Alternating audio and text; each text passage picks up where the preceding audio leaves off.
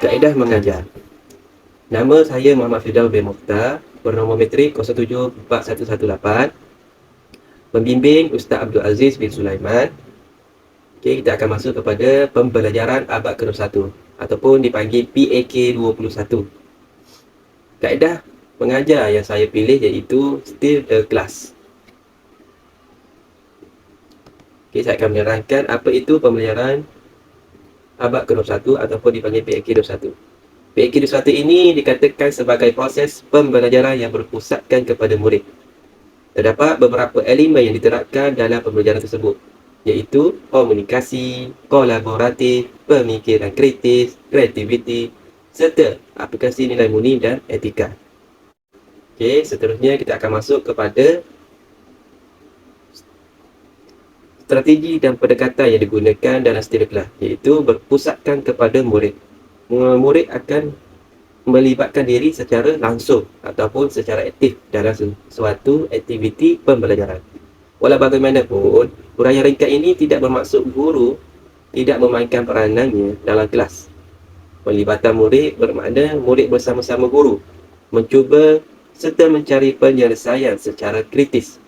Seterusnya, kaedah yang digunakan studi kelas iaitu pembelajaran kooperatif. Apa itu pembelajaran kooperatif? Pembelajaran kooperatif itu bermaksud pelajar akan menerima latihan dalam kemahiran berkumpulan dan sosial. Aktiviti distrukturkan di mana setiap pelajar memainkan peranan spesifik. Setiap murid itu akan memainkan peranannya. Jadi, tiada murid yang tidak terlibat. Jadi, guru akan memantau, mendengar dan mencapuk tangan kegiatan kumpulan jika perlu. Okey. Akhir sekali, teknik yang digunakan iaitu perbincangan atau dan penyelesaian masalah. Maksud di sini, studi kelas ini menggunakan teknik berkumpulan.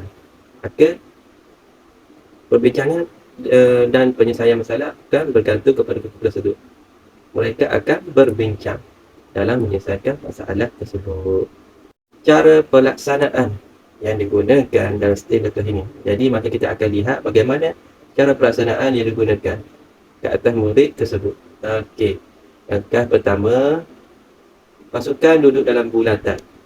Maksud di sini, guru akan membahagikan atau menetapkan setiap murid beberapa kumpulan. Contohnya, kumpulan A 5 orang, kumpulan B 5 orang, kumpulan C 5 orang. Okey. Pada setiap murid tersebut akan ditetapkan nombor bagi melancarkan aktiviti tersebut. Maka guru tidak perlu ingatlah nama. Jika ingat nama tak apalah. Tapi meletakkan nombor itu lebih mudah. Kerana guru perlu pemanggil nombor tersebut. Tidak perlu memanggil nama. Okey. Kita masuk kepada langkah 2. Langkah 2 iaitu membincangkan untuk menyelesaikan masalah. Okey. Di sini guru akan membahagikan, akan memberi satu soalan pada setiap kumpulan, di mana kumpulan tersebut akan menyelesaikan soalan tersebut. Jadi, murid akan bekerjasamalah melakukan, menyelesaikan masalah tersebut. Seterusnya, langkah yang ketiga iaitu penyelesaian masalah sudah selesai. Jadi, murid akan berdiri bahu ke bahu menyatakan persetujuan. Maksud di sini, apabila soalan yang diberikan oleh guru telah selesai dijawab, maka murid akan berdiri. Dalam kumpulan tersebutlah, setiap murid yang dalam kumpulan tersebut akan berdiri dan berbaris mengikut bahu ke bahu bagi menyatakan kami sudah selesai menjawab soalan. Jadi, apabila guru melihat kelakuan tersebut, maka guru mengetahui kumpulan tersebut sudah selesai menjawab soalan. Jadi, ini akan mempercepatkan lagi masa atau menjimatkan masa guru tidak perlu bertanya siapakah, kumpulan manakah yang sudah selesai menjawab. Okey. Kita masuk pula kepada langkah yang terakhir iaitu langkah 4, di mana apabila loceng dibunyikan, setiap murid akan memberi perhatian dan ahli nombor yang dipanggil akan bergerak ke pasukan lain.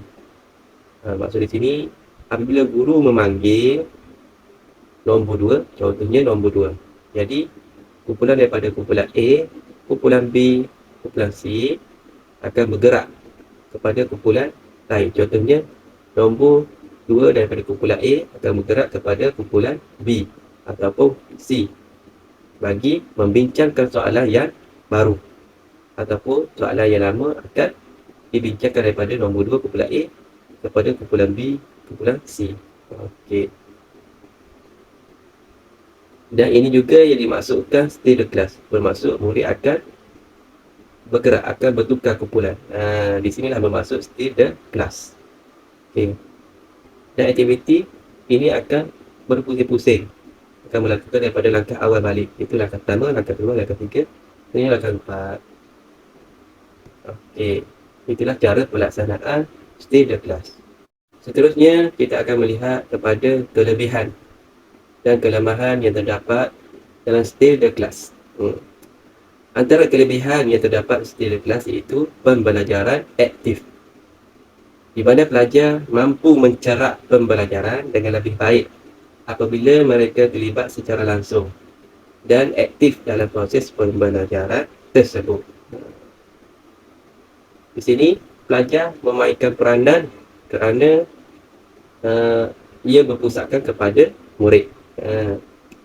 Okey, seterusnya interaksi aktif.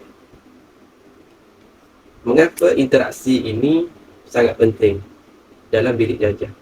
Lagi-lagi interaksi dua hala, kerana interaksi ini sangat bagus untuk pelibatan pelajar. Kerana pelajar dapat berkomunikasi melalui interaksi guru bersama guru, murid bersama murid dan murid bersama bahan. Okey, seterusnya merapatkan lagi hubungan yang baik.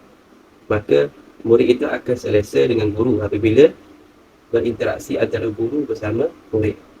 Jadi hubungan ini akan menjadi rapat.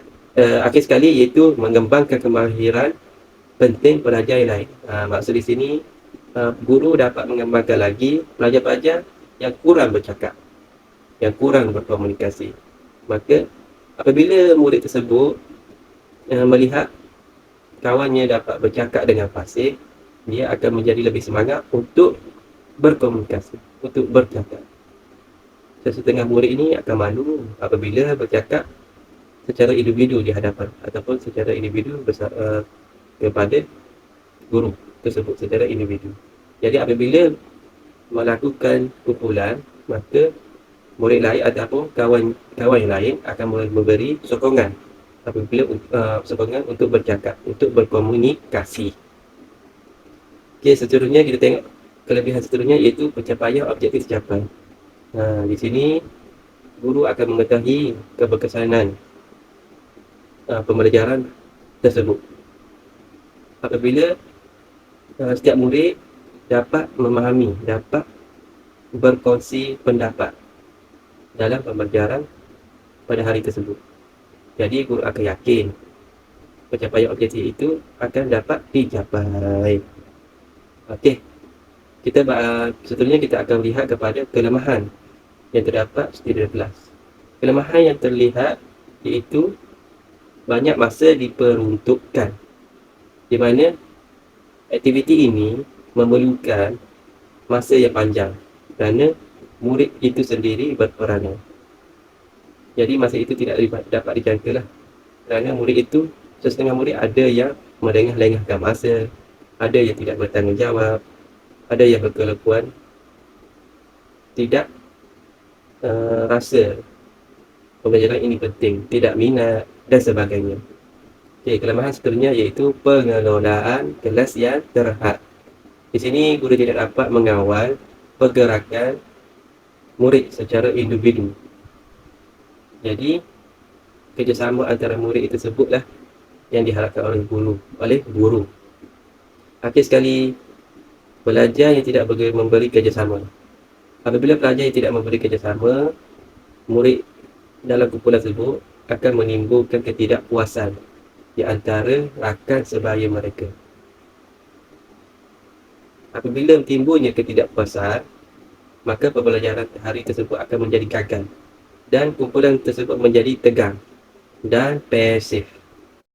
Okey, itu saja daripada saya. Sekian, terima kasih.